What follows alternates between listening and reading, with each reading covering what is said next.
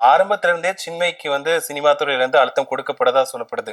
இப்போ வைரமுத்து பிரச்சனை, அப்புறம் வந்து ராதா ரவி பிரச்சனை, புதுசா வந்துட்டு மோகன்ஜி சின்மை அப்படின்ற மாதிரி பிரச்சனை போயிட்டு இருக்கு. நீங்க சொல்லியிருந்தீங்க இப்போ வந்து அவங்க வந்து வேணும்னே தான் குற்றச்சாட்டுகளை வைக்கிறாங்கன்னு சொல்லியிருந்தீங்க. அதாவது சின்மை வந்து அந்த டைம்ல ஒரு மெச்சூர்டு இல்லாம இருந்திருக்கலாம், அதனால கூட தனக்கு நடந்த குற்றச்சாட்டுகளை முன் வைக்காம இருந்திருக்கலாம். சரி, 2013ஆம் ஆண்டு வாக்குல வந்து மேரேஜ் நடந்தது, அப்பவும் மெச்சூரிட்டி இல்லையா அவங்களுக்கு? அந்த அளவுக்கு தைரியம் இல்லாம இருந்திருக்கலாம் இல்லையா? அப்ப எதுக்கு காலில் விடணும்னு அவசியம் இல்லையே. இப்போ கல்யாணத்துக்கு வந்து ஒரு 200-300 பேர் அழைப்போம், எல்லார் காலையிலுமா விழுந்து ஆசீர்வாதம் வாங்குறாங்க இல்லையே. யார முக்கியம் நினைக்கிறாங்களோ அவங்க கிட்ட மட்டும் தான் ஆசீர்வாதம் வாங்குறாங்க. ஆமா சார், வைரமுத்து வந்து அந்த அப்பவே வந்து டாப்ல தான் இருந்தாங்க.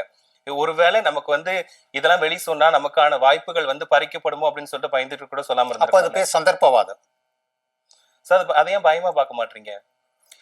பயம்னா அப்போ இப்பவும் சொல்லியிருக்க கூடாது, 2018 சொல்லியிருக்க கூடாது.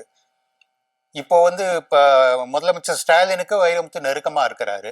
அப்போ இப்போ மட்டும் எப்படி அவங்க வந்து சரமாரியாக வைரமுத்துவை பத்தி சமீபத்துல கூட கங்கை அம்மன் கூட உட்காந்துக்கிட்டு ஒரு சேனல்ல பேசினாங்க. இப்போ மட்டும் அந்த பயம் எங்க போச்சு சார்? அது சொன்னதுக்கு அப்புறமா தான் அவங்களுக்கான எல்லா வாய்ப்புகளும் நிராகரிக்கப்பட்டுச்சு. அவங்களுக்கு பாடுறதுக்கு வாய்ப்பு கொடுக்கல, அவங்க மேலதான் குற்றச்சாட்டு முன் வச்சாங்க. அது ராதா ரவி கொண்டு அவங்க மேலதான் பழிய சுமத்தினாங்க.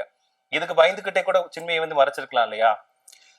எந்த பெண்ணுமே பாதிக்கப்பட்ட உடனே வெளியில வந்து புகார் சொன்னாக்கா யாருமே அவளை தப்பா சொல்ல மாட்டாங்க, அவளுக்கு வாய்ப்புகளும் மறுக்கப்படாது. ஆனா இவங்க வந்து ரொம்ப வருஷம் கழிச்சு அதுக்கு பிறகு அவர் காலில் விழுந்து ஆசீர்வாதம் வாங்கிட்டு அதுக்கு பிறகு பல வருஷம் கழிச்சு அவர் மேல குற்றச்சாட்டு சொல்லும் போது அவங்க மேல இருக்கிற நம்பகத்தன்மை போய்விட்டது சினிமா துறையில. இதுதான் அவங்களுக்கு வாய்ப்புகள் குறைஞ்சு போனதுக்கு இதுதான் காரணம்.